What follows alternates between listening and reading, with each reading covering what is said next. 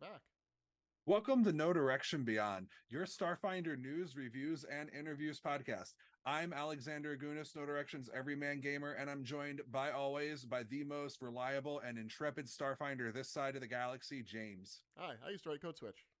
Hi. So I guess turns out we weren't back the last time we said we were back. Um, we had a bit of a technical issue with John. As you know, we mentioned it last time. John had a surgery, and following the surgery, we felt that it was in his best interest to not take on another show. So James and I are here. James is the new master of mixing. Great to have you learning some new skills, James. Yeah, it's great. If anything sucks, somebody please let me know. If anything sucks, it's not our fault. Um, Speaking of things that aren't our fault, originally we were going to do a port of calls episode because yeah, that came out since the last time we were here, and we can't do that because it turns out that at Gen Con they announced something pretty big. Yeah, they announced Starfinder 2E and the field test for it.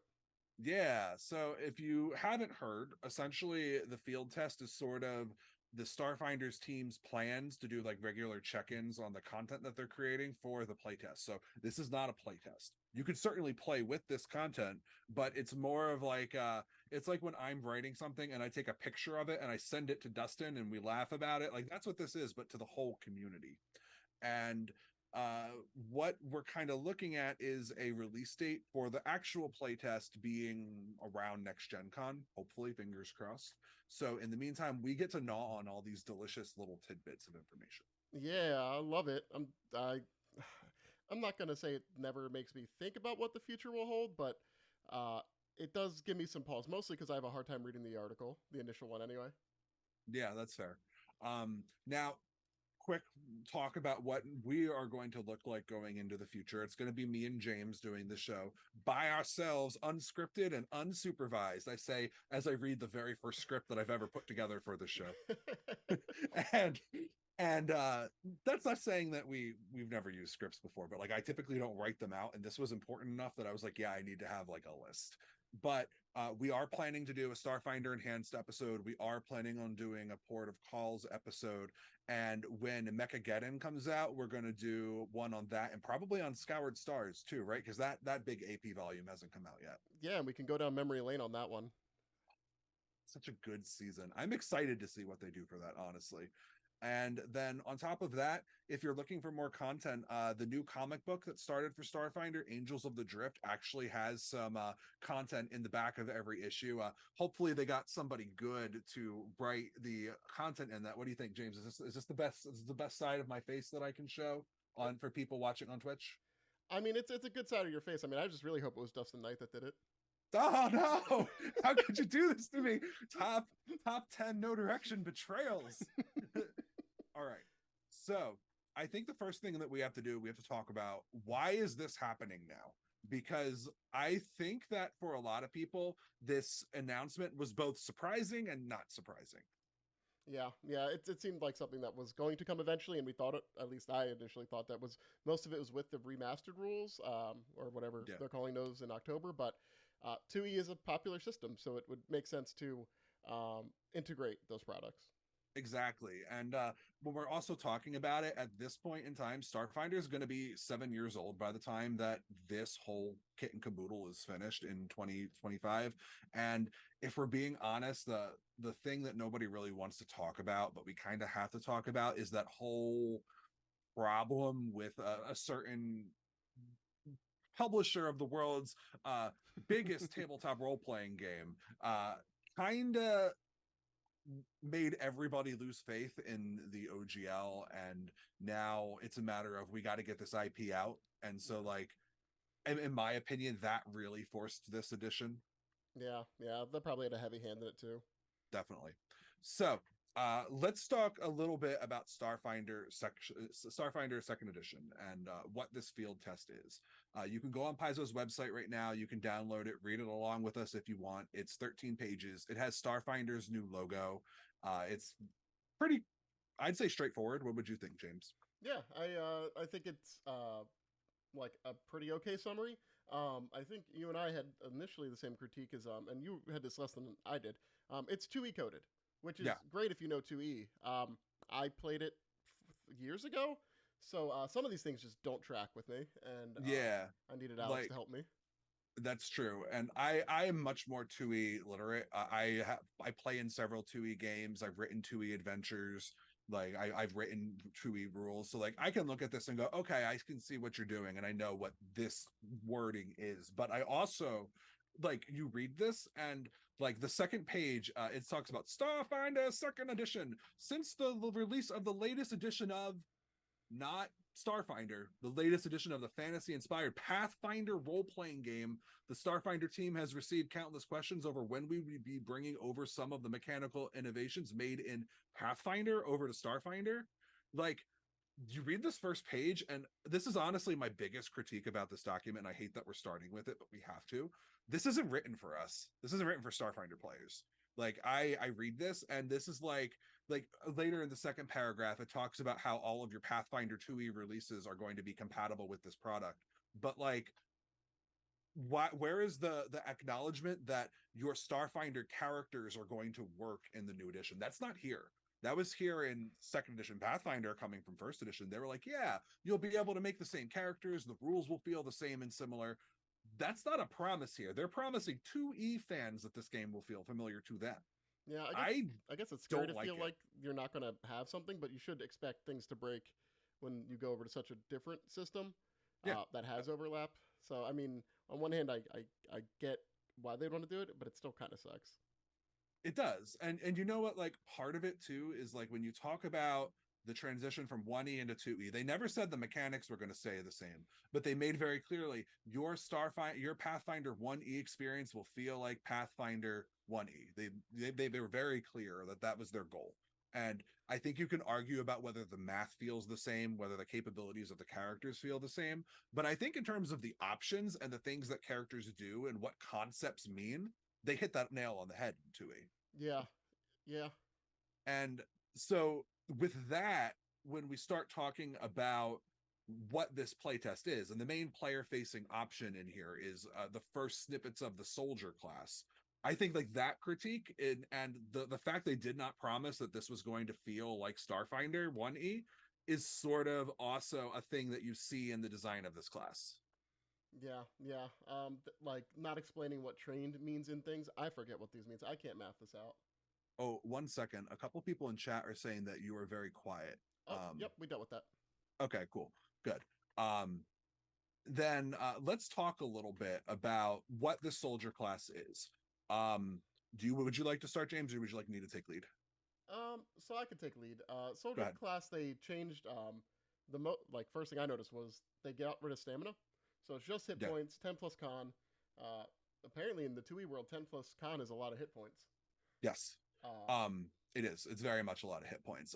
For the record, 10 plus con is what the fighter gets, but the fighter isn't a Constitution key attribute class. yeah. So getting con on top of that gives you a lot of beef. You're also, I guess, good in saving throws. One expert, two trained. In Yeah. 2e, is there people like that don't have anything in a save? Oh, So everybody is at least trained. Nobody is untrained in a saving throw. So like the thing you want to look at that means that you're good at it is that you start at expert. gotcha. So good at fortitude saves. Yep, Yeah. that's a soldier. Yes, good at fortitude. It's interesting because in Starfinder first edition, the soldier was also good at will saves, and that's not reflected in the starting statistics. We don't really know if that is going to be a thing that they increase as you improve. None of the class features that the soldier gets improve saving throws, but typically, if I recall correctly, most classes in Pathfinder get that around like level 7, level 9. So like they'll probably get to at least expert in will saving throws, but I would not expect them to be as good at will as they were in first edition based on this information. Yeah, which it kind of womps a little bit, but that's fine. If it's just Yeah, a change in how the class works, is a change in how the class works. definitely. The other thing that's interesting to note is that like skill wise, this class is exactly the same as the fighter, only the fighter is you get to pick whether your key attribute is strength or dexterity, and then because of that you either get athletics or acrobatics as a free skill. This class gives intimidation instead, and we'll talk about it later down the line, but like that actually makes sense with the features the soldier gets as a class, which is it's interesting. These are scary soldiers apparently.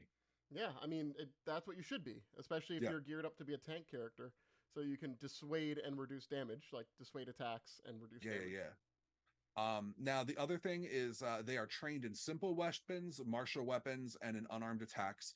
That is not the same as what the fighter gets. The fighter also gets trained in what's called advanced weapons, and advanced weapons are kind of like what advanced weapons are in Starfinder 1E, where like they're just like oddball weapons that don't fit into martial simple.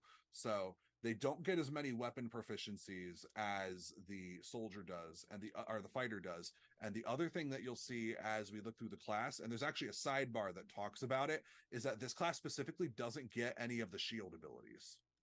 Oh yeah. Also, where are the long arms? So I this is not 100% confirmed, but looking at this stage in the playtest so far, it looks like they took small arms and long arms and all of those weapon categories and merged them into the Pathfinder 2 weapon categories. For example, if you go later down into the tract, it talks about the laser pistol being a simple ranged weapon and like the roto laser being a martial ranged weapon. So in general, it looks like even pretty decent guns fall into these categories. Like the scatter guns, which are basically shotguns, are a simple ranged weapon. Uh, Okay. this makes me think that like Starfinder is going to be very open with weapons in a way that first edition kind of wasn't, which is interesting. Hmm. The other thing that is interesting is this class has all classes in the, let's call it the three action system. In the three action system, use the class DC, right? It means that like if your abilities have a saving throw DC, you use your class DC for it.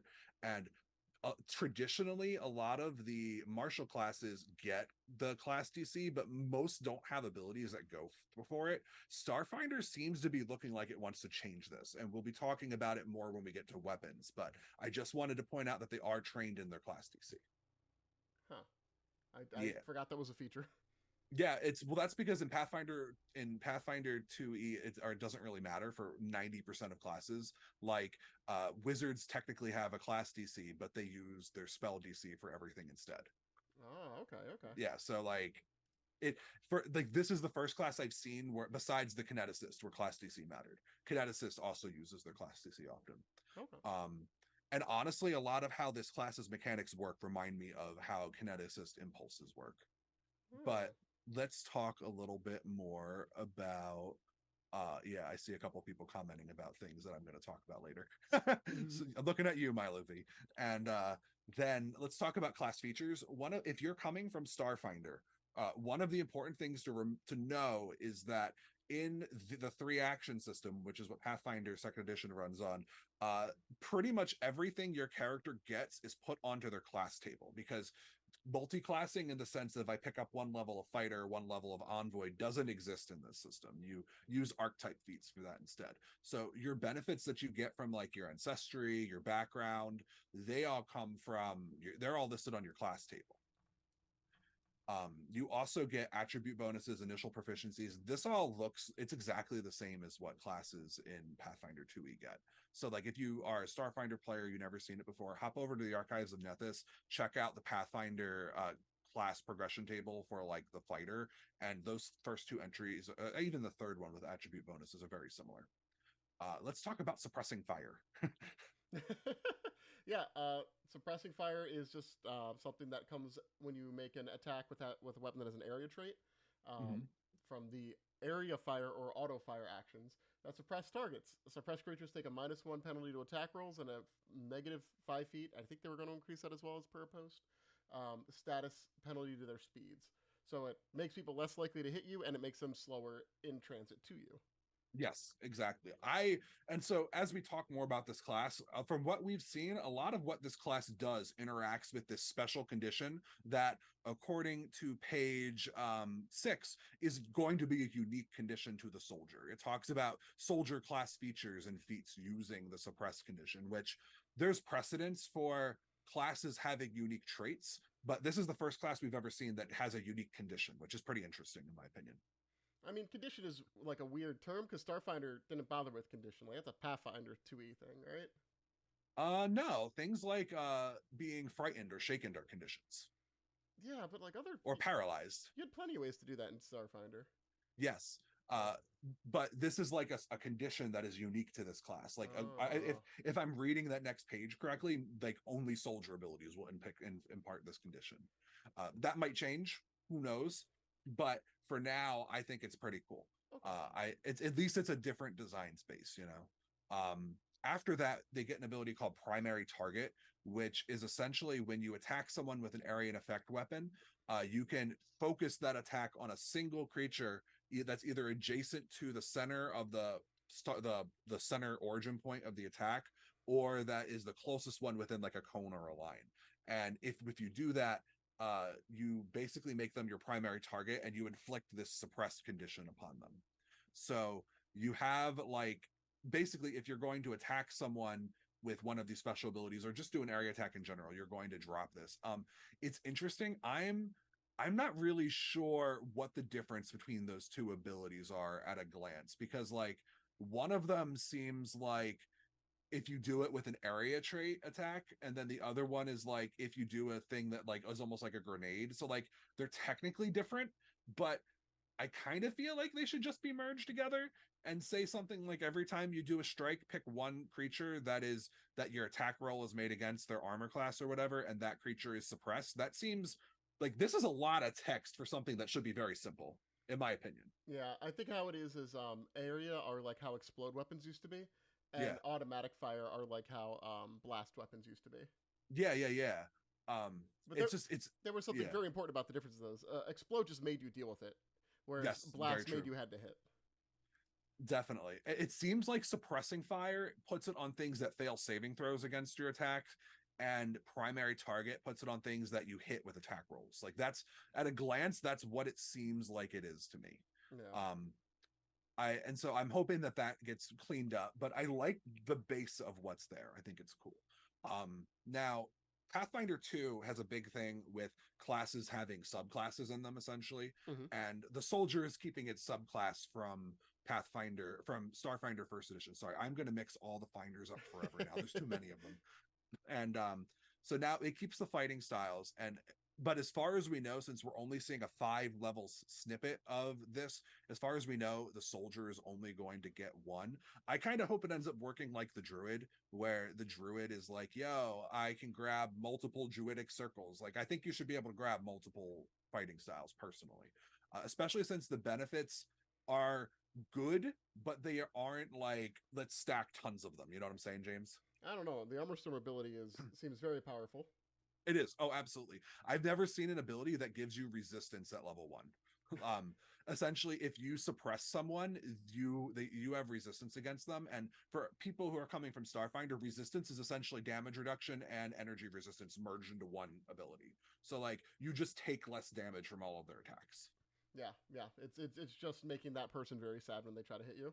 Yeah, I also like the part that you never count as being in the area of a ranged weapon you've been attacked with. So, like, I don't know if this is going to still be true, but like theoretically, you could drop a grenade at your feet and just be like, "Suck Yeah, it." yeah. This is not my problem. This is your all problem. Yeah, this is your problem now. So like the three that we've seen are all very specialized. I have thoughts about that. Armor storms is essentially you get that half your resistance level, your half resistance equal to half your level against suppressed target attacks, and you never count as being in your range in the area of your own range attacks. Bombard is reduces the DC of all of your class DC abilities for your allies that have to make saving throws against your explosions. I don't like that. I Yeah, think you should probably just let the allies not be affected by it instead. yeah. That like if your goal is and uh uh Captain Concierge, the Skittermander from Tech Revolution that we've talked about on the show before, talks about their goal is to make the soldier a specialist in big two-handed guns and weapons. And like, if your goal is to make soldiers use this, you can't shoot your friends. Like, this is a lesson that the Star Chamber learned with the biohacker when they got rid of the need to administer your biohacks with attacks. Like, you can't do that. Nobody will take that Yeah, option. your bonuses kind of suck. Failure sucks, and this brings over the, I'd say, unfortunate system of critical failures, where your allies can still critically fail, and you Yeah. can really hurt them. Yeah, as we've mathematically proven, the +1 from Nimble Dodge is not enough to make that ability good. Therefore, this is not enough to make it worth shooting places that your allies are, unfortunately. Um, I don't like if you really want of these players to roll and make it like a chance. I would do something like the degree of success is one better for your allies, so at least that's worth a +5, you know. But Yeah. like as written, nobody's gonna take bombard. And then close quarters is when you strike with a two-handed melee weapon, you suppress that target until the end of your turn, and you get punitive strike, which is literally attack of opportunity, but it only works against suppressed targets. So basically, you have to hit them with your melee weapon, and then you can make an attack of opportunity against them if they do something stupid, which is using a manipulate action or a move action, or leaves a square during a move action is using. Yeah, Bombard does also have that. As creatures that still succeed on their save and area attacks are also still suppressed, but That's good. that's still kind of mid. I mean, that's good for hitting your enemies, but that doesn't solve the problem of you blowing up your allies. Yeah, yeah, um, I don't know what else to say like yeah. that. Punitive strike is fine, I guess. I enjoy attacks of opportunity. They've Yeah, never bothered me. I I enjoy them. I get that their decision is to want the soldiers to use big weapons, but like I don't like that it's only two-handed melee weapons. What if I want to use a weapon in each hand? Like I think that close quarters should just be any melee weapon. Make it the melee one and be done. The Kasatha Um, meta is real. right? Like literally half of their flavor for the Kasatha is that you have these warriors who like have like multiple weapons and they're fighting with all of them. Just let anybody do it. Like go ahead. And but Yeah, that's all you right. can get suppressed by a one-hand weapon. If somebody's running at you with a knife, you're probably gonna like not Yeah, move the way you normally would. definitely. And then you also the next ability you have is called Walking Armory. I like this. I think Walking Armory is cool. It basically lets you use your Constitution instead of your Strength for using armor. In Pathfinder Second Edition, armor has a strength rating that like in first edition and in Starfinder, James, like you have like armor check penalties and like speed penalties and whatnot. Yeah, So in Pathfinder Second Edition, every armor has a strength rating, and if your strength is equal to or higher than that rating, you don't take those penalties from the armor. yeah. Okay. So yeah, so like this lets you use your con for that instead because you are the big chonky man I or mean, woman. I mean, debatably in your system, Constitution would be that stat anyway. Yeah, agreed.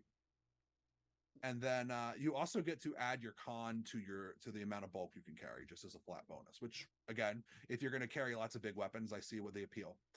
Similar to the fighter in Pathfinder Second Edition, the soldier gets a bonus feat at first level and every even level thereafter. There's also skill feats at second level and every 2 levels thereafter. It says you must be trained or better in the corresponding skill to select a skill feat. I point that out for a reason. In Pathfinder Second Edition, most classes get skill feats at every 2 levels, just like that, right? But like some classes don't get them even that frequently. Some classes get them like less often. To me, that seems like a good number of skill feats. Like if I'm going to go to the fighter right now, because again, if we're going to compare the soldier to anything, it's going to be the fighter. The soldier gets a skill feat at every even level. Oh gosh, I'm thinking of skill increases. I'm so sorry everybody. My brain saw skills and got really excited and then yeah, lost it. But actually, it says at third level. This is. Oh no, I'm right. This is skill pieces. I was reading skill increases and then talking about skill feats. Skipping ahead, starting at third level and every 2 levels thereafter, you get a skill increase, which is pretty cool too. It means you're gonna have more skills going up, more things that you can do with them. One of the things that I don't know.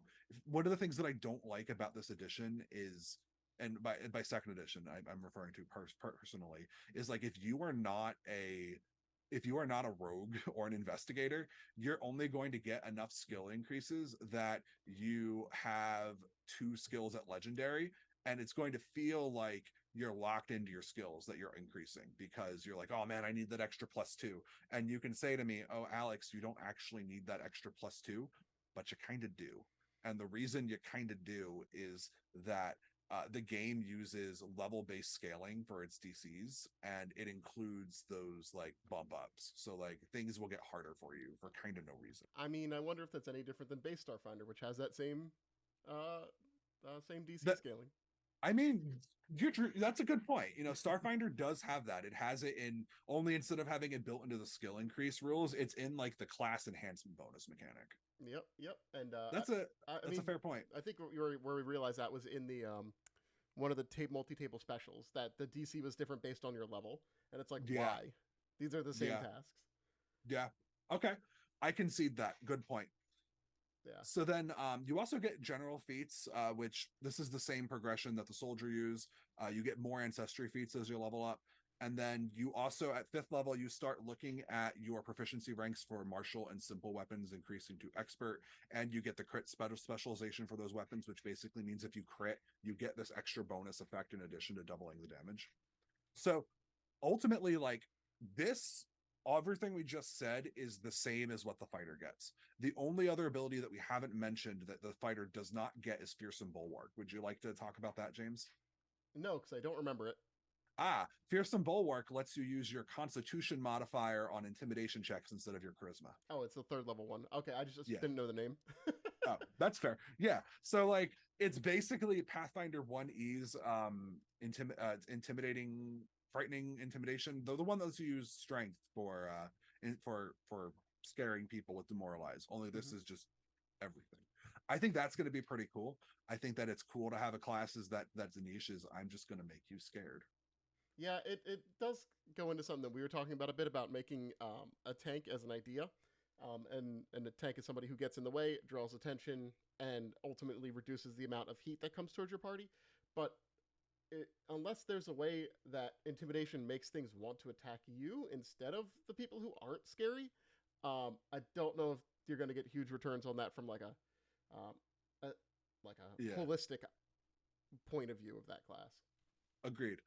Now in chat, it looks like Lava being asked no weapon specialization and other damage bonuses over anymore. So I would assume that the answer to that question is yes. But in Pathfinder Second Edition, weapon specialization is a thing the soldier gets at level 7. So I imagine that weapon specialization is beyond the scope of this playtest. I would be surprised if they didn't get it, but honestly, not super surprised, but at the same time, the champion gets it, and the champion is Pathfinder's tanky class. So I would imagine that you're going to see that bonus damage. It's just not in these first 5 levels. Yeah, I mean, I'm not sure of how the damage math works because once again, I did Starfinder Pathfinder 2E Yeah, yeah. at the beginning of it, and that was very rocket taggy. Yes. I think we'll talk more about damage when we get to weapons, but we still have the first couple soldier feats that are in this book. Now, to give a little bit of reference, I counted for the fighter. The fighter has 7 options at first level and 7 options at second level. This field test only has like 5 options at first level and only 3 at second level. So this is by no means what this class is probably going to be published with. But this is a good like idea of some of the things that they're looking at. What did you think of these feats, James, as someone who doesn't play a lot of TUI? I Any TUI? yeah, I thought some of it kind of seemed nitpicky because like things like switching handedness in 2E is a action. So Yeah. doing, I believe it also was in Starfinder as well, but I think in our games we've just conveniently ignored that as well. Um, Yeah, I usually ignore it in my games too because it doesn't feel cinematic. yeah, kind of feels lame. But some things did seem interesting. The menacing laughter at second level does allows you to use your intimidate on anybody that you suppressed within the last round within 30 feet. Yeah. So it's continuing beating on that class mechanic, which is a good synergy. It would make you want to choose it. Yeah. Things that give you back health, despite the fact that you're not a healing class, that's good as well. So there's some options that I wouldn't feel bad choosing, at least not knowing the math as well as I one day will. Um, Yeah. seems like they're at least fun a little bit. Definitely. Now, I think that what is some things that are interesting. Warning shot is very interesting. That one lets you shoot your gun at enemies that are within range. They don't take damage, but if you hit them, they are automatically suppressed on that first turn of combat. Which does mean that if, at second level, if you took that and menacing laughter, the one you just talked about, you could get a free action to go and then on your first action on your turn, you could just start laughing and then start shooting if you wanted to, which is interesting. Um, I think that pin down is pretty cool. Your last action was with an area weapon. You select a creature that you hit with your attack. They need to save against your attack again, and if they fail, they can get suppressed if they weren't previously suppressed by your attack, which is probably helpful if you're trying to tank people, since this is what this class is about. Hmm. Quick swap is the one you mentioned. I like that one. Anything that plays with that action economy I think is good, and having someone come up to me when I'm using my gun and just being like, no. But like And that's a reaction, right? So that's like it the is. only thing you do that turn, or the only interrupt you have, right? Yeah, but you don't if you're unless you take melee, you don't have another reaction. So Oh, like okay. if you go bombard or armor storm, that's a great thing to do because you won't have punitive strike, Oh, and you'll probably have a gun out. So you couldn't make that attack anyway. okay. Um then you look at level 2 and you have relentless endurance, which is like a reaction. I take damage, I heal some of it back. And it's like, oh, it's temporary hit points, sure, but like, oh, that's pretty cool. No, it um stacks, which or it progresses, which is always yeah. important on these abilities because and then it progresses well. Like it increases by 1d8 plus 4, which is the base amount. So it increases by its base amount every 4 levels you have beyond second. So So at second level, that's as much as a Pathfinder second edition heal spell does. Like if you think like the almost as much. If you use 2 actions to do the heal, you would add 1d8 plus your I think it's plus your wisdom, and then it's an mhm. extra 8 if you do 2 actions. So that's as much as a 1 action heal pretty much if you add maximum wisdom as like a cleric or whatever. And then but like the heal spell only adds an extra d8 for every level. It doesn't add your ability modifier over and over again. So this actually gets faster if I'm reading this right than a heal spell, which is pretty cool. Oh, I just noted because like in 1E you have those barbarian abilities that it's like here's 3d8 in your 12th level. It's like why did you give me this trash? Yeah, exactly.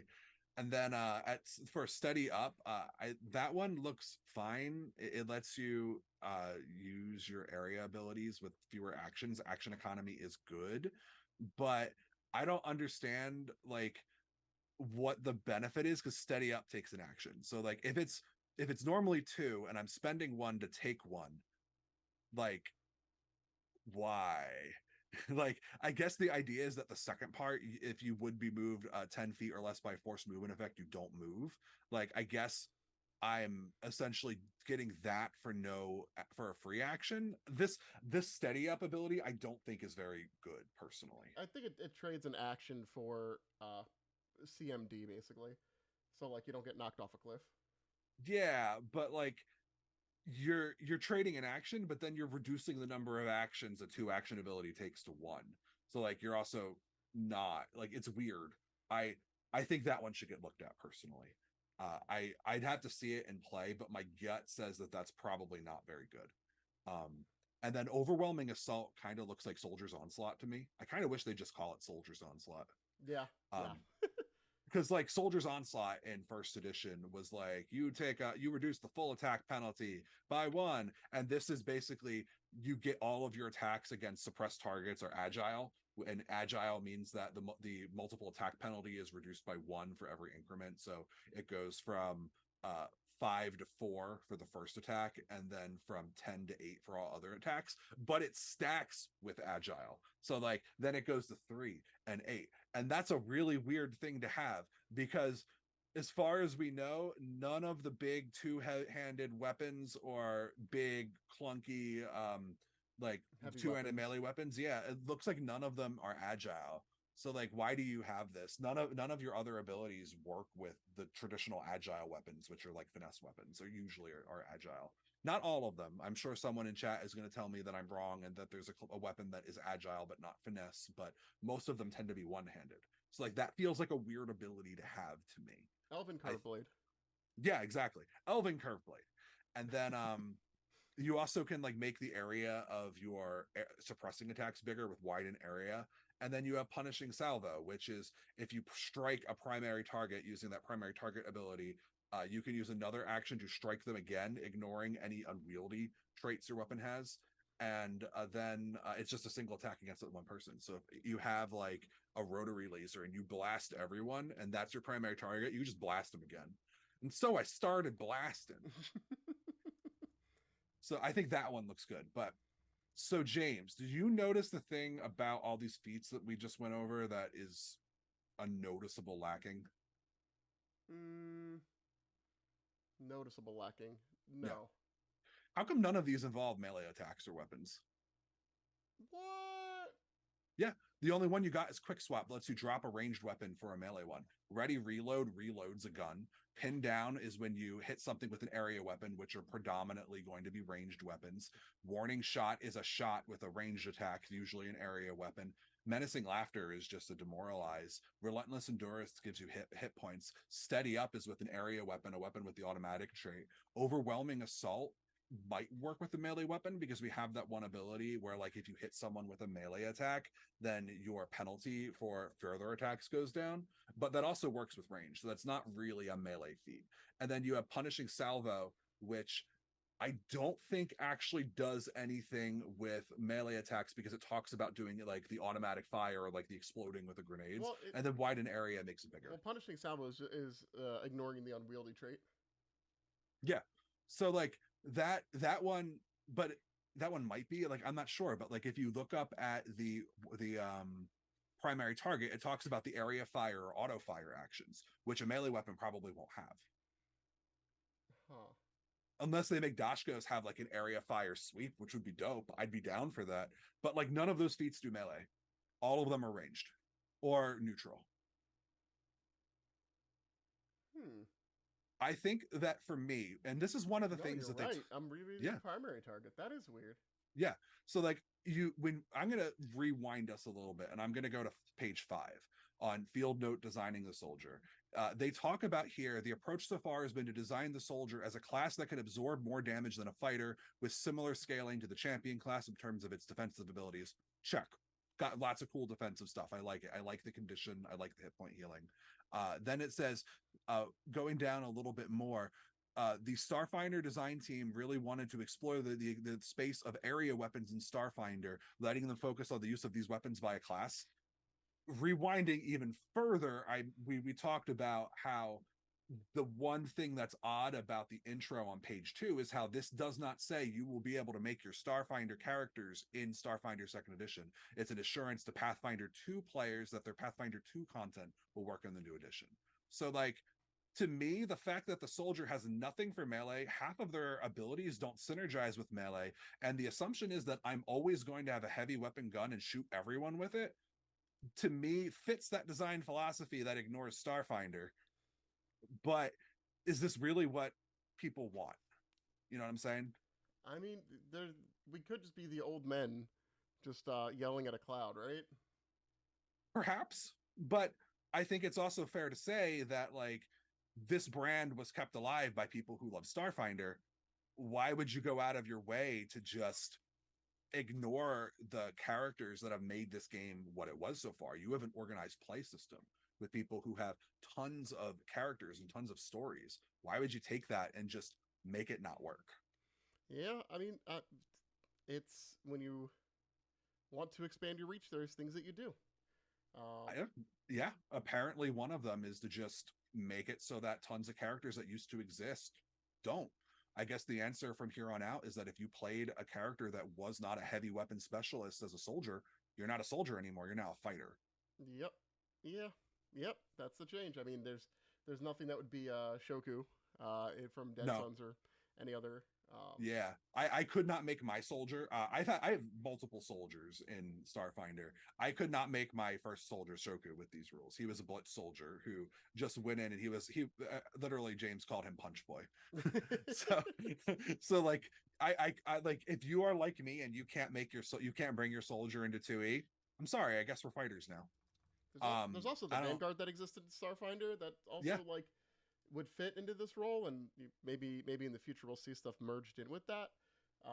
Because I have a feeling the people that write these things aren't immune to these ideas of, hey, why does this kind of feel like it sucks that I can't do what I did before? yeah, well, yeah, good, yeah, agreed.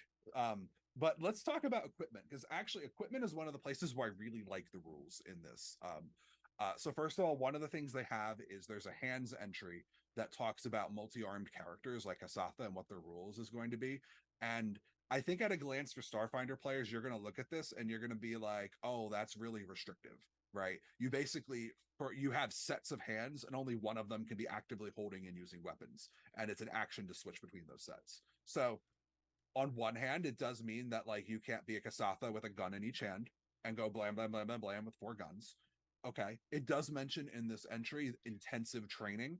I would imagine there's going to be a general feat for it. Like Yeah, like I multi limbed attack, like there was in yeah, Starfinder 1E. I don't see a world where that doesn't exist. The other thing that's interesting is that if I'm a Kasatha, or better yet, if I'm a Skittermander and I'm holding 6 weapons in each of my 6 little Skittermander hands, I can use an action and effectively trade both of my hands' weapons for a different set of hands' weapons, effectively trading 2 weapons for 2 different weapons, which is pretty cool. I'm Yeah, down with that. yeah. I mean, I like that they put mental damage in. I think that's just in Pathfinder 2E as Yeah, well. I just like that. It's my second favorite type of damage after Screaming Ghost damage. Also, they talk about scaling weapons, which is for Starfinder huge. Because yeah, also, if you look at the weapons chart a little bit lower, you'll notice that there's a seems to be a price squish, which is good yeah. as well. Good in the sense that I'm looking at it from the Starfinder 1E perspective. I don't know what the economy is like in this new version, but if it's going to say anything similar, making those weapons more affordable is great. And if you're going to 2E, you're probably going back to that 50% sell price, right? 2E has that 50% sell price.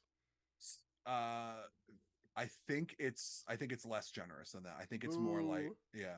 I don't remember off the top of my head, but maybe someone in chat does, because we record this show in front of a live audience and we've got a pretty lively crew tonight, which is good and exciting.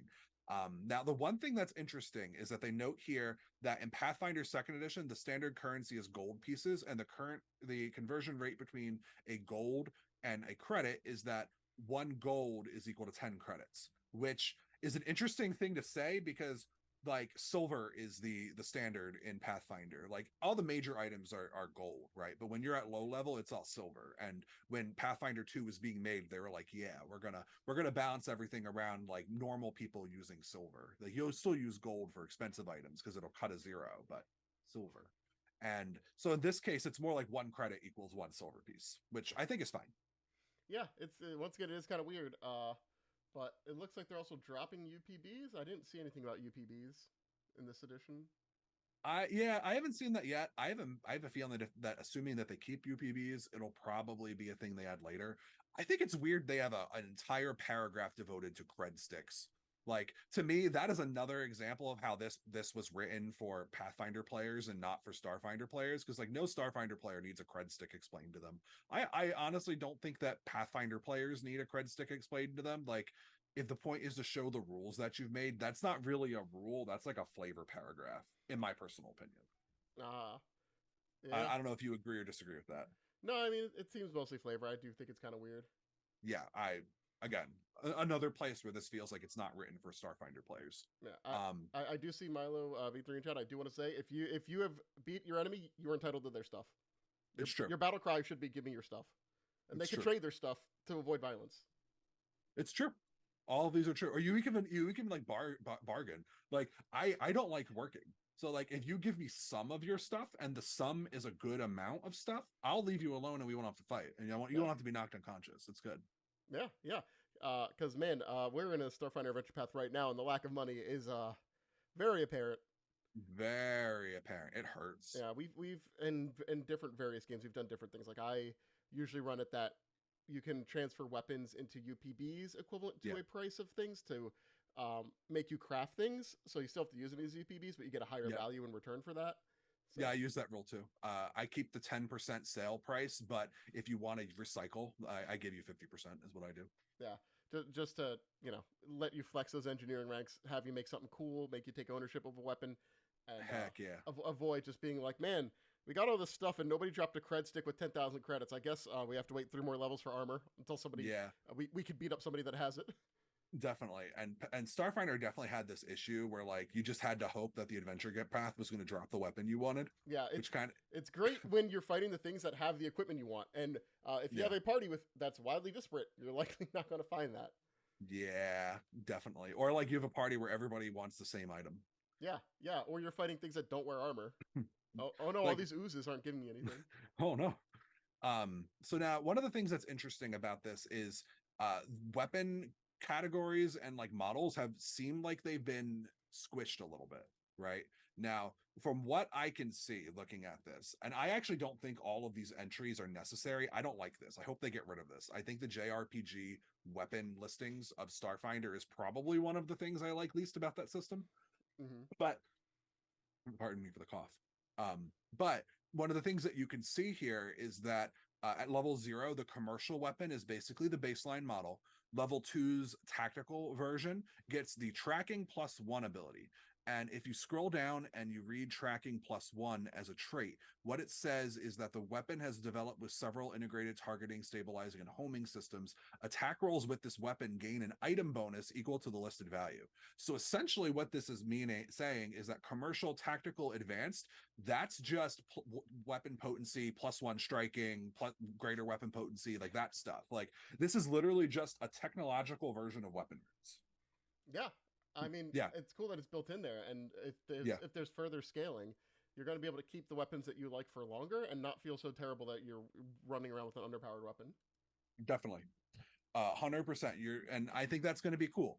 I think that they probably need to take this out of the tables and just make like a side thing that almost does it like a weapon upgrade or like a weapon accessory, and just be like, yeah, you install this onto your weapon and now it's a tactical weapon, and that means it's got tracking +1. Like I think that'd be better. Maybe I think it's cool that it's an option for certain weapons. Oh Um, no, I want to keep it as an option. I just don't want it in the table. I want to just uh, streamline that rule and say you can make any weapon tactical. You can make any weapon advanced. It costs this. This is what it does. I also do note that that the laser pistol here looks like an Eldar Shuriken pistol if it was made in Mass Effect. That's fair. I approve. I mean, it looks cool. I like the art. It's great. It's just I looked at it and went, "Don't I have those on my shelf?" That's fair. But yeah, I just like I don't want a world where I open up Armory and I look at like 10 pages of weapons and realize there's maybe 10 weapons, but there's like 5 entries for each one. Because like the way that this is going to work is, if I'm reading this right, you're going to need a commercial, a tactical, and advanced. That's going to bring you up to +1 striking, essentially. So then you're going to need a +2, you're going to need a +2 striking, you're going to need a +3, you're going to need a +3 striking, which means every single one is going to need 7 entries, which is more than you have in Starfinder. It's going to be too much. I mean, This don't you just needs to change the go. number after, like tracking +2? Yeah, but then if you look, the weapons don't follow a unified pricing number. Hmm. Like it's not in Pathfinder, like you would have the base number, and then just making something a +1 weapon has a flat price to it. Yeah. You see what I'm saying? So like this is going to be too much. There's going to be 7 entries, assuming that I'm right and that they're basing this off of weapon runes and striking runes, because that's what it seems to be. The +4 adds an extra damage dice and also is tracking +1, so it's effectively +1 striking. Mm. It's going to be too many entries per weapon on the table. Like it's gonna no, just don't do that. Don't do that, please. I'm Mm. begging, literally begging you. I mean, if it's based off money, it might be based off a different system instead of Yeah, a it could linear. be. Could be. I don't know. I'm fine with just changing that number at the back. That's the Yeah, least of my concerns, honestly. right. Yeah, like I honestly, making it easier for players to buy weapons and armor should be a goal of this system. Like if you're talking about things that are obnoxious in Starfinder First Edition, it's those tables. I don't mind the tables. Okay, we differ there Yeah, then. yeah, I am talking about it as a third party publisher who has had to design and lay out those tables. yeah. That's where you're coming from. I don't give a. Yeah. That's not my problem. Once again, not my problem. This tells me everything I need to remember about that weapon. Dope. I like it. Please That's fair. let me remember Okay. less. So let's go to the next page where we start talking about creatures.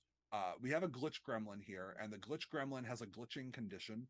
If I had to guess, the glitching condition is probably going to be a thing that they use universally across items. So if something is going to like glitch or like have something bad happen, like how starships, I'm sorry, I need to come up with the words.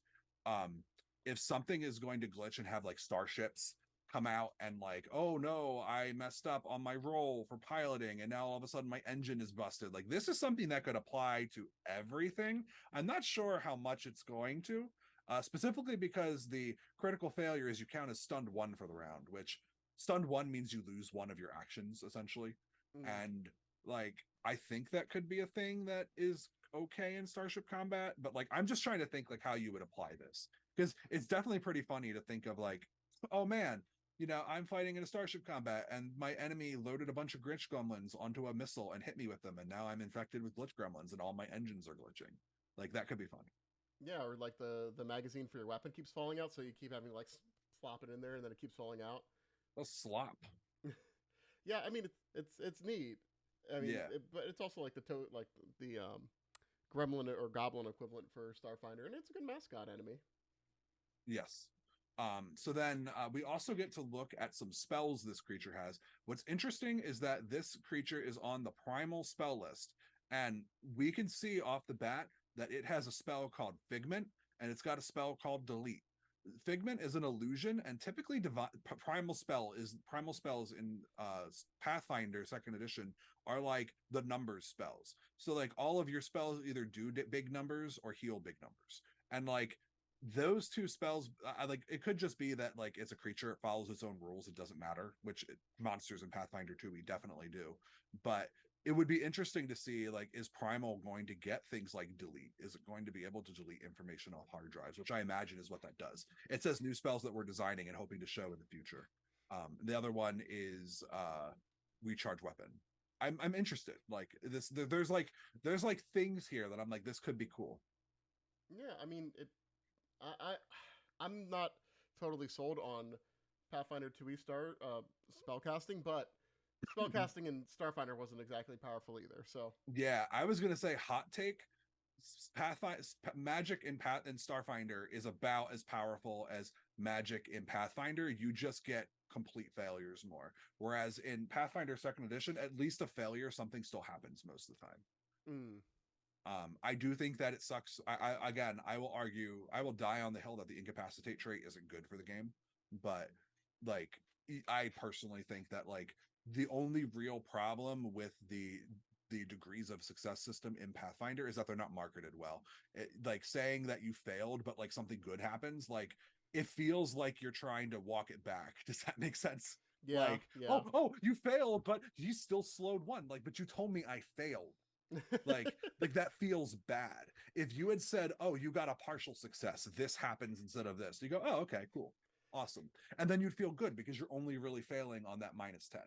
Yeah, yeah, but the crit failure itself, I just don't like as a rule. That's fair. Especially when the base thing is double damage. It's like, hey, somebody Mhm. shows up to a table, they're learning the game, and they're just getting dumpstered by no issue of their own. Yeah, it's true. That does happen. The game does big chunks of damage hard, especially if you're throwing monsters that are like CR plus two, CR or a level plus two, level plus three. Like level plus three is an encounter that should leave half of your party members disabled, like on the ground, no hit points, most of their resources gone. I was playing Pathfinder 2e this weekend, and that happened to our party. We fought an extreme encounter. I was knocked out. Someone else was knocked out. All of our spellcasters without weapons. We won, but like they wipe you. They wipe you hard. Oh, It would be like fighting your bone ravener. oh yeah, yeah. That first Ravener sucks. Yeah, Uh, but we played a Pathfinder or Starfinder game recently where we fought like a +4 yeah, CR thing and came out on top relatively easily. It was a bit lucky, but definitely. yeah, So it's just so different because Pathfinder 1e, the challenge rating system stops mattering after like CR 15 or so. yeah, it doesn't in Pathfinder 2. You have to go the whole way. Actually, no. James and I got together with some of our friends for his birthday, and one of our friends said something that like has been living rent free in my head since he said it. And what he said was that in Pathfinder First Edition, I can stop caring about CR as a GM around level 8, and then just do whatever I want to my players, and they'll have to deal as long as I ballpark it okay. Which is very much that friend's style of GMing, but man, is he good at it. Yeah, yeah, it's a master class. I mean, Yeah, the version of Pathfinder that we end up playing now is so different. So, I mean, it's yeah, just like a Starfinder. If there's something you don't like in a system, the rules are a guideline. Not an absolutely. organized play. I'm sorry, that's just the way of the game. But Yeah, you're just stuck forever. Hope you didn't like that cantina feel. Um, and then we also have the Laser Wolf, which is fun. Did you know our friend Matt designed them originally in first edition? yeah, yeah, yeah. Yeah. So Laser Wolves, the Tashtari are back. Honestly, I don't have anything special to say about these creatures. I generally think that Pathfinder is good. The Pathfinder rule set is good at designing creatures, and a lot of the abilities are fun. Like the one with you attack the air elemental and it collapses into air, and then you just can't fight it for like a round. I think that's funny. But so like for me, like I never needed to be never needed to be like convinced that monsters would benefit from this, because like the other thing is like, have you ever noticed that we've only had like 4 or 5 devils published in Starfinder? Yeah. Yeah. So like because the two games will theoretically be cross compatible, it means that every devil they've ever printed in the fantasy game will work in the sci-fi game, which means the fact that they never make devils won't matter for us quite as much. You could just slap a gun on that barbed devil and call it a day. I like that. I think that's going to be good. Just give them guns. I do. I look at the Tashtari though. There's just some like picky stuff that like just bothers me. Like I don't want to save against Dazzled. Like Dazzled's really good in second edition is the is thing. Dazzled just -1?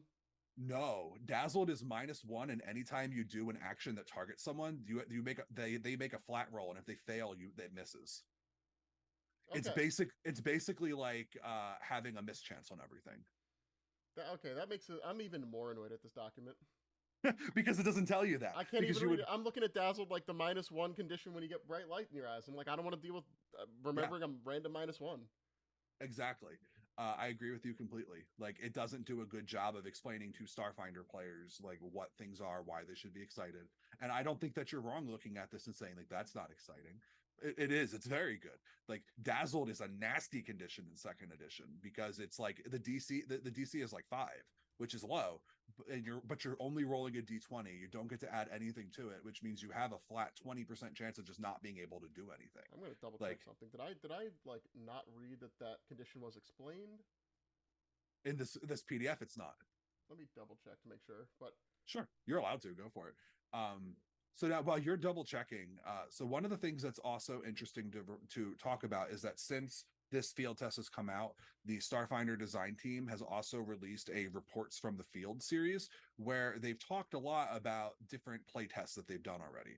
And between the Gen Con release and this report from the field, we now know all 6 of the classes that are going to be in this book, because we were told that there are going to be 6 classes. So the lineup of classes are going to be the Mystic, the Operative, the Witch Warper, the Solarian, the Soldier, and the Envoy are going to be the 6. We know that the Mystic is going to have an ability called Vitality Network that allows them to provide minor healing to allies. It was described as working kind of like the Healer Connections lifelink, and it probably takes the place of something like Healing Touch, if I had to guess. The Operative has an aim action that allows them to add bonus precision damage to their attack at what looks like roughly the same rate as a rogue. So it's like I take an action and then I do damage. I'm going to bet that aiming probably requires a skill roll, a skill check of some time, but we don't know that for sure yet. And then we also know that it can work with sniper weapons or pistols so far. The Witch Warper has a quantum aura that makes weird effects happen within it. We don't know how it's targeted, where it goes, but we do know that the Witch Warper has class paths, kind of like the Soldier has fighting styles, and that one of those class paths is the precog, which means the precog is technically in this as a subset of the Witch Warper class, which I personally am for that. I think that's a good design choice. yeah, yeah, they kind of occupied a similar niche. Yeah.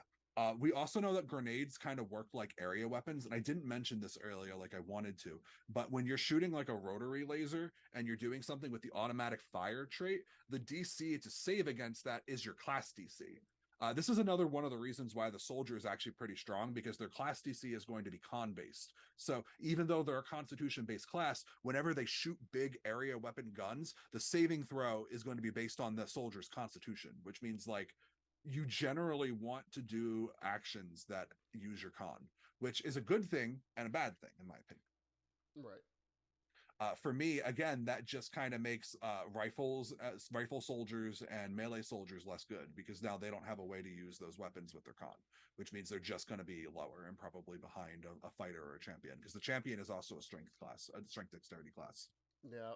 The thing, one of the big things that I got from that first playtest report was just the Aeon Guard's ability, where they can make a move action to get adjacent and then get an attack as part of that action. Yeah, And I I like the freedom of that, that idea yeah, that you things are going to be happening, and you're not going to that there are things that make you use your actions, and potentially you're going to be able to do similar rocket tag. Because maybe that's why I didn't like 2E, is that I never felt like I was ever powerful enough to like stop or change something. Yeah, definitely.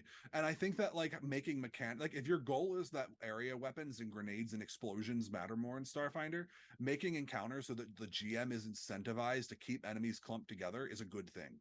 I think one of the things that we don't talk enough about, and is something that needs to be said for a class that's based around tanking damage like the soldier is that you basically need to design mechanics to either force the GM to buy into your fantasy or incentivize them and to buy into your fantasy. What I mean by that is like in first edition Pathfinder, you had the antagonize feat, where if you passed your check, the GM had to make that enemy attack you, right? It was only once, but they had to do it, which meant that the fact that you had high armor class and good hit points mattered because you were forcing them to attack you.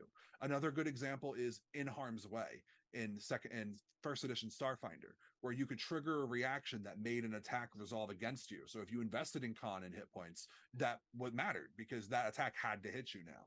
I think that the suppressed condition is a cool mechanic idea, but I think this class lacks a way to make the GM fight you. Yeah, And that is something that you need. yeah, You cannot assume that every GM is going to say, "Oh, you're a tank class, so I should beat you up." Because from a behavioral perspective, as you know, my background comes in from behavior consultation and behavioral health. You need to be able to like attacking someone with a weapon and then missing as a GM is not fun. And even though oh, I'm making sure my players have a good time. This makes James really happy when I miss and he goes, "Oh, I'm untouchable," like what Cheatham was. It doesn't feel good for the GM. It feels like you're failing and you're not challenging them. So like you need to put ways in where the GM has to get over that. And I'm sorry to say it like this because Pathfinder Second Edition is very much a game that kind of puts the GM on high as like the person who is the director of the show. But like when a director isn't guided well, you get really bad movies like the Star Wars prequels. yeah. So It's you get in a rocky spot where they're trying to balance a lot, but also you are dealing with what enemies you're dealing with. So like in a given scenario, you might be facing an opponent who's smart anyway, yeah, and just like, oh, it doesn't matter what you're doing. So like you yeah, do need to get something else there. So more guidance helps, but guidance only goes so far. You need yeah, mechanical reinforcement of yeah. that. Which is why I think having enemies that are like when we march together, we do a thing is great because then I shoot those enemies and get my area attacks and I feel powerful. Like that's what you want. Now, actually, if you look over in chat right now, we're live on Twitch. Chat is currently talking about two of the classes that did not make the cut, which is weird. It's the mechanic and the technomancer. I don't know about you. I think it's really weird that this book doesn't have any intelligence classes core. Yeah, because brains are dumb. No, brains are important for the future. That's like the enlightened science of the future. Like I don't know if they should do an archetype or like a future class, but like I think the fact that there's no intelligence class in this book is not a good decision personally. I don't expect them to change that. They've probably already ordered art, but like that was a choice and I personally don't think it was the right one, but to each their own. I think they need a plan to have those classes come out very soon. Like you announce this book and then tell me the advanced player's guide is coming and we'll have them or something like that. Nope, con and charisma. That's Thanks. that's it. Thanks. That's all you need. That's all you need. You got to make people like you. You got to be able to take the punching that they're going to I give you. mean, but like, are you wrong though? Like, the Mystic is a wisdom class, unless they changed it. The Operative is a dexterity class. Witch Warper, Solarian are charisma classes, and Envoy are charisma classes. Although, actually, I could see them changing Solarian to be strength or dex, like what they did with Paladin. Yeah, Uh, and then just have all the revelations be keyed off of charisma. But then you have Envoy, and if the Envoy isn't a charisma class, I will riot unless the Envoy can pick to be intelligence, wisdom, or charisma. Then that's okay. yeah, Um, yeah. Maybe it'll go like how the I'm reading about the rogue in 2E that they can yeah, change what their keys that. are is. Oh, oh. What if the operative does that too? Oh, you are. See, you don't know this game very well, but you are a smart man. No, that wasn't me. That was Dead Phoenix 3. Uh, Dead Phoenix, you are a smart digital string of information that I've never met in person. So that brings me to the other thing, though. We know from interviews that the Mystic is primal and divine. Like you get to pick from one of those lists. mm. And the Witch Warper, we don't know for sure, but it seems like they're going to be Arcana Cult. And I don't know about you, I kind of think the Mystics spell list should be based on their connection. I mean, but do they even care about connection spell lists in 2E? Is that a thing? So in Pathfinder, classes like the Sorcerer and the Oracle, their mysteries and bloodlines will let you pick which spell list you use. So like the Dragon bloodline is all arcane, but if you go Angel, you use the Divine list like a cleric instead. Yeah, And I think they should probably do that for the Mystic and make the connection based on those things. Because in Starfinder First Edition, I hate to keep coming back to this, but I'm gonna. Starfinder First Edition had an arcane connection. It had connections for people. Like half of the Mystic was psychic abilities, like Mind Link and telepathy, and that's all on the occult spell list in yeah, Pathfinder 2. true, So true. like, I definitely think they need to change that. Personally, Yeah, I mean, once again, spellcasting was never impressive, so yeah, I just kind of I know rolled off. you kind of need to be impressed. I know. I'm just used to the Pathfinder 1E highs and lows of the Arcanist or the Cleric spell list, and then the Shaman Mhm. spell list. I'm being corrected. The Oracle is always divine in Pathfinder 2e. My apologies.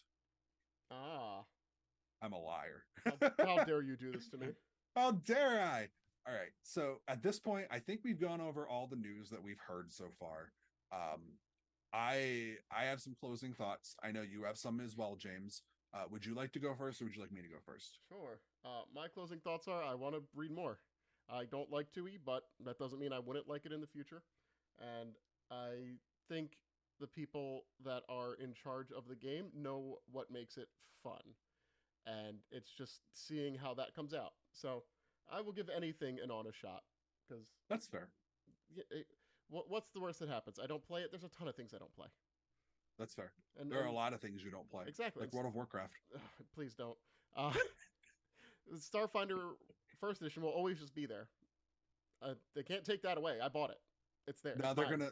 they're gonna send book recycling nanobots out into the world, and you'll just wake up one day and there'll be a pile of ash where your collection was. Paizo has that money. They won't need to make a Starfinder 2E.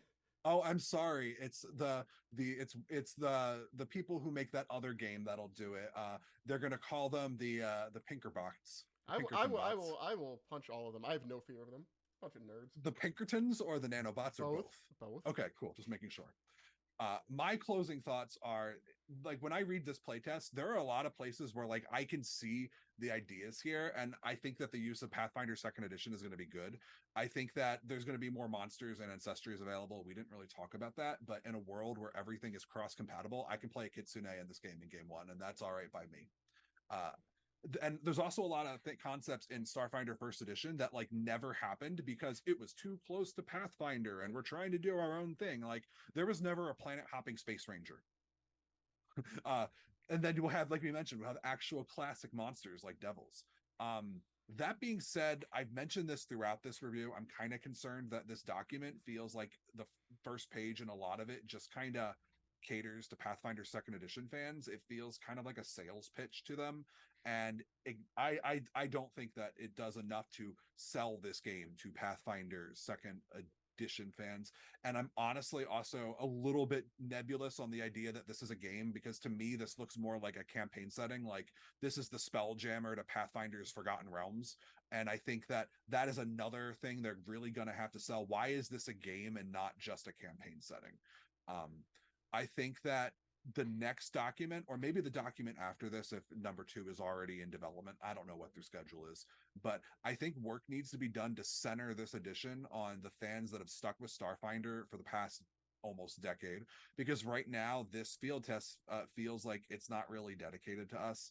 It feels like it's assuming Starfinder fans are going to leave because they're not going to like this game, and it's better to just focus on the existing, very large, very robust, so large that I understand why they made these decisions player based of second edition. Yep. I think that we've given a lot of different. I think that in addition to being critical of the soldier and of the weapons and of everything, I feel like we've given a lot of good feedback on how things could be improved. What do you think? I mean, I think we are just points of data. That's Uh, fair.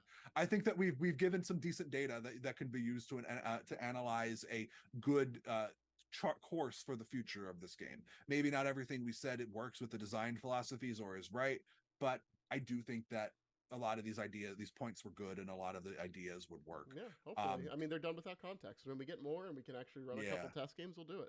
I did also Definitely. double check. The Tashtari does not have the dazzle condition explained in the document, and there is already the existing Starfinder condition dazzled, so you can understand my confusion. Yes, definitely. And bouncing off of that, I think one of the most important things is that the Star Chamber really needs to center themselves on the idea that, I mean, I don't want to play this card, but we know every single person who's sitting in the Star Chamber right now. And like, even though none of them are people that created the first edition of this game, they are still responsible as stewards of the fans who have been there from the beginning and have an obligation to create the best possible experience for those fans that are already there, in addition to the ones they're hoping to bring over. Currently, it kind of doesn't feel like that. And I would like to see that changed in the next document personally. Yeah, I mean over the playtest, right? Like one document isn't going to change it all. No, totally. This Yeah, isn't even the playtest. This is a field guide. yeah, This true, is, true. I think this is a really good time to get that specific piece of feedback because, like, like what a year from now that the playtest comes out, and then that's like, oh look, we were great the whole time. We published this thing perfectly, and I'll go, yeah, you did it, guys. Great job. You know, I am hoping to be able to praise this game. I don't hate second edition. I think it's fine. And I think that this could be a pretty cool game, depending on what they decide to do with it. But I definitely think that we need to see what makes this different enough from Pathfinder Second Edition that it's not a campaign setting. And we need to see that they remember their Starfinder fans. That's all I think. Yeah. Also, I need alternate stamina rules. I love stamina. They exist in the game mastery guide of First Edition, Yeah, I know, but then you still have to write them for or things not not in in the game First master. Edition. It's in the game mastery guide of Second Edition. Yeah. Right, right, but you still need to write them in. Yeah, no, totally. I think that pointing players to another edition games, but like if this is a separate game, pointing players to other games, like to another game for your content, is not a good idea. Like, I don't think you can get away with not having Yosoki humans and androids in some capacity in the core rulebook, even though they already exist in Pathfinder. You, like, if you want to convince me that this is a game and not a campaign setting, you cannot do that.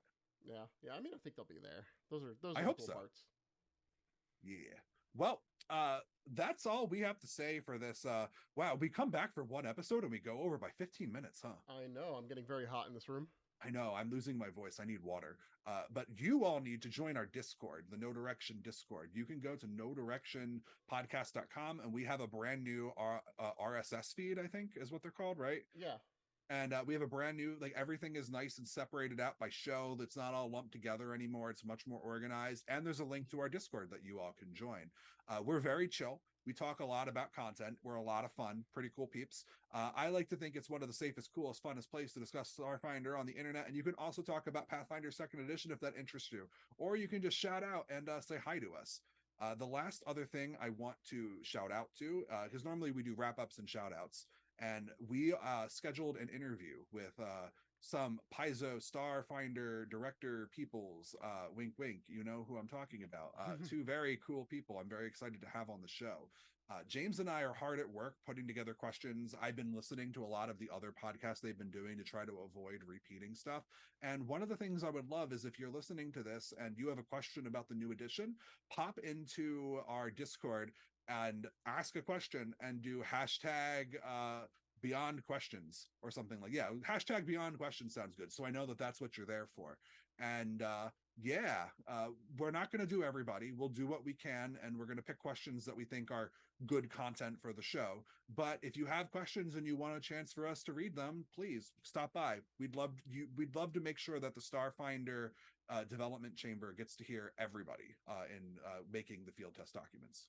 Yeah, yeah. I mean, every time we do one of these streams and I read through chat, I learn something else. So Yeah, right. Like today, I learned that the Solarian. I mean, I didn't learn this, but Milo was talking about how the new Solarian iconic is a Patra, which is like a cool cat cyborg with sunglasses, cool jackets, and fights with finger guns. I love it. Also, I don't know if you heard. Did you hear there's a new Pact World in the Pact Worlds, James? no. You, so we haven't played organized play in a long time, but the because of a confrontation that the Pathfinder Society accidentally started, the Pathfinders join like a military operation from the Pact Worlds in the Vescarium and end up liberating the Patra homeworld. So the Patra homeworld is in the Vescarium, but it's part of the Pact Worlds. Weird. I love it. No, it reminds me of how like in real world Cold War history you have Russia and then Alaska. It's great. I love it. The drama, it's going to be so good. I see Wait, like listen, what? No, no, no, no, no. Go back to that thing. What do you mean Russia and Alaska? No, I'm gonna spend the last they're like they're 3 minutes. they're very close. There's like a little strait. But the Like Cold War did nothing of that. That was it World War II they got it? No, it was an agreement in the like 1850s. Russia sold it. You're thinking of Kaliningrad, which is an exclave, like on Oh. Poland to the west of Russia. Okay. See, this is why we have James. James has a lot of like general knowledge and a whole bunch of like real world history. I also, if you don't watch this live, you won't get to see how wonderfully James just exploded laughing at me just being wrong at history.